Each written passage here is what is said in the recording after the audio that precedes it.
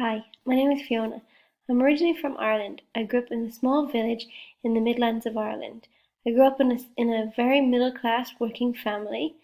One of the strengths that I think I will possess as a teacher will be I grew up attending a school that was class under disadvantaged area school.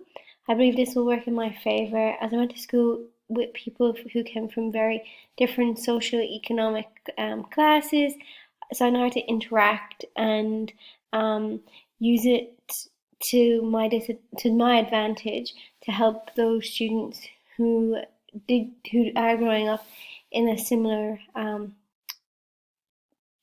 family or similar area that are attending the school. Some of my weaknesses that I think might be work against me is that I didn't grow up here, so I don't know much about Australian history or geography. So I'm really excited to be able to learn about that aspect of Australia.